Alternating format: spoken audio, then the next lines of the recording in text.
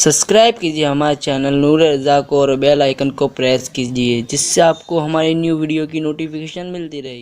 क्या तुम्हें पता है सुन्नी दावत इस्लामी की दरसी किताब बरकात शरीयत में हुजूर कायदे मोहतरम हजरत अल्लामा हाफिज व कारी मोहम्मद शाकिर अली नूरी रज़वी साहब किबला एक हिकायत नकल फरमाते हैं, जिसको मैं अपनी अल्फाज का जामा पहनाकर आपकी खिदमत में इख्तिसार के साथ पेश करना चाहता हूँ। एक अल्लाह के बरगजीदा बंदे अल्लाह अकबर अपनी बूढ़ी माँ से कहते हैं, अम्मी मुझे काबतुल्लाह की ज़ियारत का शौक हुआ है, अगर इजाज़त दें तो मैं काबे की ज़ियारत के लिए जाऊँ। बूढ़ी माँ ने अपने बेटे से कहा, बेटे तुम बार बार काबतुल्लाह शरीफ की ज़ियारत कर चुके हो, इसलिए मैं तुम्हें इस वक्त जाने की इजाजत नहीं देती। उन्होंने सोचा आखिर काबे ही की ज़ियारत के लिए तो जा रहा हूं, वो कौन सा गुनाह है। तो आप माँ की इजाजत के बगैर, यानी माँ ने ना कह दिया, उसके बावजूद भी घर से निकल पड़े। लेकिन मंसूबा ये था कि दिन भर चलेंगे और रात जो शहर या गांव मिलेगा वहां पर पूरी रात इबादत करेंगे और बहुत मुख्तसर वक्त सो करके फिर रवाना हो जाएंगे। इस शान से सफर जारी करने का इरादा है। निकल गए। दिन भर तो माँ को एहसास ना हुआ। रात को माँ ने पुकारा, बेटा कहाँ है तू। जब कोई जवाब ना आया तो माँ का दिल बेचैन हो गया, माँ का दिल मुस्तरिब हो गया, माँ बेकरार हो गई और कहने लगी, अच्छा मेरे ना कहने के बावजूद भी तू काबतुल्लाह के सफर के लिए चला गया। बस ये जुमले कहने के बाद माँ की ममता तड़पी है और तड़पने के बाद एक अजीब सा गुस्सा आया है और जबान से दो जुमले निकल गए, अल्लाह मेरी इजाजत के बगैर वो निकला है, काबे तक पहुंचने न पाए। बस इतना कहना था। ऐ खातून जन्नत की कनीजों, मैं तुमसे अर्ज करता हूं, अगर तुम्हारी औलाद तुम्हें कितना ही सताए, तुम उन्हें कभी बद्दुआ न दिया करो, इसलिए कि माँ की दुआ भी फौरन कबूल होती है और माँ की बद्दुआ भी फौरन कबूल होती है।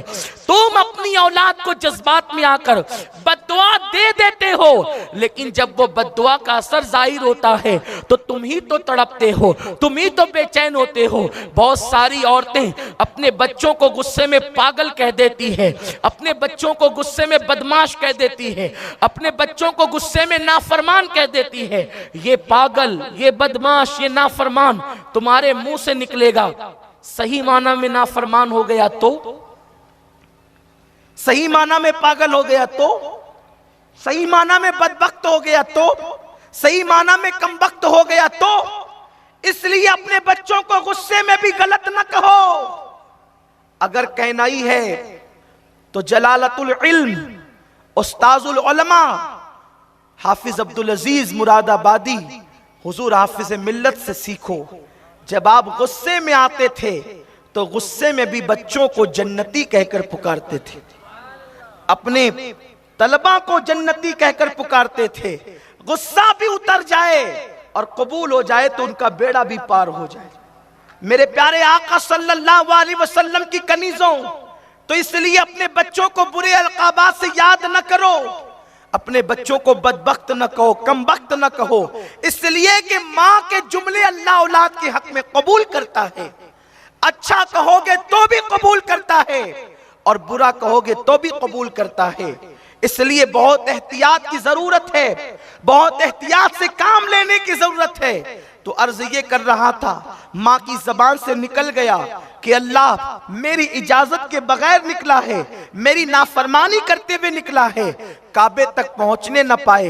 वो बुजुर्ग चलते हुए एक गांव में रात के वक्त पहुंचे और वहां पहुंचने के बाद सोचा कि मंसूबे के मुताबिक, प्लान के मुताबिक, शेड्यूल के मुताबिक नमाजें पढ़नी है। मस्जिद ढूंढी और वहां पर नवाफिल शुरू कर दिया।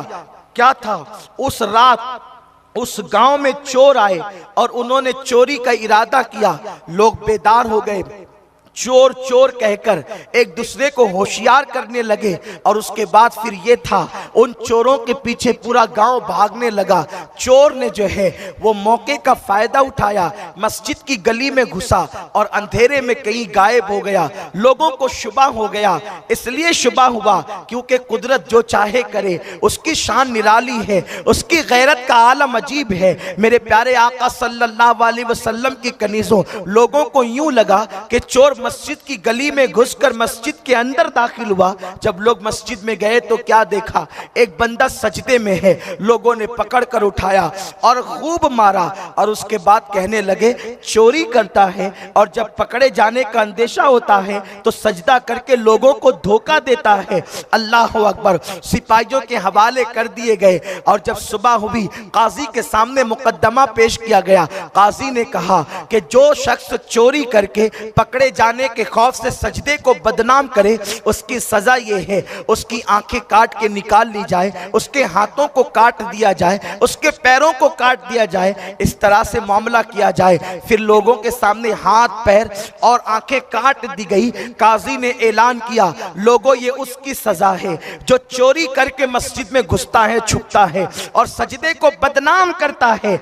इतना काजी कह रहा था, उस बुजुर्ग ने कहा ये न कहना काजी साहब कि ये उस चोर की सजा है जिसने सजदे को बदनाम किया। अब मैं जो कहता हूं ऐलान वो करो। आप ये ऐलान करें ये उस ज़ायरे काबा की सजा है जो अपनी मां की नाफरमानी करते हुए काबे की ज़ियारत के लिए जा रहा था। जुमलों में इतनी तासीर थी, लोगों के दिल लरस गए, लोग बेचैन हो गए और पूछा आप कौन है? तो आपने बताया। लोगों ने कहा अरे ये तो उस बस्ती के वली हैं, बुजुर्ग हैं और लोग इनका एहतराम करते हैं। अगर लोगों को पता चल गया तो वो हमारे शहर की ईंट से ईंट बजा देंगे। जल्दी से खामोशी से इनको इनके गांव पहुंचा दो ताकि वहां वालों को खबर न हो। जब दूसरी रात आई, गांव वाले ले जा करके उनको कहीं छोड़ आते उसी गांव के अंदर। अल्लाह अकबर। जब दूसरी रात आई तो माँ को अपने बेटे की याद आई, ममता तड़प गई। कल तो बद्दुआ दे ही दी थी, आज कहती है मेरे अल्लाह मेरे बेटे को मुझसे मिला दे, वो किस हाल में है। अभी ये जुमले कहे ही थे कि अल्लाह अकबर। बाहर से आवाज आई, है कोई गरीब को खाना खिलाने वाला? मैं 2 दिन से भूखा हूँ, मुझे कोई खिला दो। तो माँ ने, उनकी अम्मी जान ने जो है वो किसी फकीर की सदा समझ करके आवाज लगाई, ए फकीर जरा मेरे घर के पास चल करके आ जा ताकि मैं तेरी झोली में भीख डालूं। तो इन्होंने कहा कि माई मेरे पैर कटे हुए हैं। तो कहा हाथ बढ़ा ताकि भीख डालूं। कहा मेरे हाथ भी कटे हुए हैं। तो कहा कि तू नामहरम है और गैर महरम के सामने मैं कैसे आ सकती हूँ, अब बता मैं क्या करूं। तो इन्होंने कहा माई मैं अंधा भी हूं, इसलिए तुम मुझे खिला दो, मैं तुम्हें देख नहीं सकूंगा। जैसे ही वो बाहर निकली, देख करके हैरान रह गई कि हाथ और पैर कटे, आंखें कटे हुए, ये कोई फकीर नहीं है बल्कि खुद का बेटा है। बेचैन होकर के बेटे से लिपट गई, बेटे तेरा हाल क्या है? फौरन माँ को उन्होंने पहचान लिया और कहा माँ मैं तेरी इजाजत के बगैर काबतुल्लाह जा रहा था, इसलिए मेरा ये हश्र हुआ। लेकिन माँ थी, ममता तड़प गई, बेचैन और बेकरार हो गई। अर्ज करती अल्लाह इस गम को न मैं बर्दाश्त कर सकती हूँ न मेरा बेटा बर्दाश्त कर सकता है। मेरे परवरदिगार अब इसको भी उठा ले और मुझे भी उठा ले। इतना कहना था कि उस खातून का भी इंतकाल हो गया, उस बुजुर्ग का भी इंतकाल हो गया। ऐ खातूने जन्नत की कनीजों, ऐ मेरी कौम की बच्चियों, मुझे बताओ वक्त का वली कहलाने वाला, वक्त का साहिबे करामत बुजुर्ग कहलाने वाला, माँ का कहना तोड़कर अगर काबतुल्लाह के कुर्ब में जाए तो अल्लाह उनको नाकाम कर देता है और उनका ये अंजाम करता है। तुम किसी के बहकावे में आकर माँ बाप की नाफरमानी करके किसी की दोस्ती की तरफ जा रही हो, किसी की मोहब्बत की तरफ जा रही हो, किसी की उल्फत की तरफ जा रही हो, याद रखो दुनिया दुनिया के तोहफे फानी हैं, माँ बाप की मोहब्बत को फना जो है वो दुनिया के एतबार से और अल्लाह अकबर हुदूद के एतबार से, अल्लाह अकबर, माँ बाप की मोहब्बत को फना नहीं है। मेरे प्यारे आका अलैहिस्सलाम की कनीज़ों, माँ बाप वो हैं कि कब्र में जाने के बाद भी वो अपनी औलाद से मोहब्बत करते हैं। सैयदी आला हज़रत इमाम अहले सुन्नत मुहद्दिस बरेलवी रहमतुल्लाहि ताला अलैह लिखते हैं अपने रिसाले के अंदर कि माँ बाप के हुकूक में बादे विसाल एक हक जो तमाम हक पर सबसे फौकियत रखता है, और जो सबसे बड़ा हक है वो ये है कि मरने के बाद कोई ऐसा अमल न करना माँ बाप की वफात के बाद कि जिस अमल की वजह से तुम्हारे माँ बाप को तकलीफ पहुंचे। तुम माँ बाप की मौत के बाद बुरा अमल करोगे तो तुम्हारे आमाल से माँ बाप को वाकिफ कराया जाता है। अच्छा करोगे तो माँ बाप खुश होते हैं, बुरा करोगे तो माँ बाप के दिल को तकलीफ पहुंचती है। ऐ खातून जन्नत की कनीज़ों, और फिर याद रखना, जैसा बोगे वैसा काटोगे। अगर आज तुमने अपने माँ बाप को धोखा दिया, उनकी मोहब्बत की कदर न की और लाउबालीपन की बुनियाद पर तुमने गलत फैसले कर लिए, तो कल तुम्हारी औलाद भी तुमको इससे बदतर दिन दिखाएगी। और उस दिन जब तुम तड़पोगे, तुम्हें तुम्हारे माँ बाप की याद आएगी, तो उस वक्त तुम्हारे लिए कोई पनाहगाह ना होगा। इसलिए याद रखना, मुझे अच्छी तरह याद आता है कि अजमेर शरीफ की सरजमीन पर हम सब लोग अपने कायदे मोहतरम हुजूर अमीर सन्नी दावत इस्लामी के साथ थे।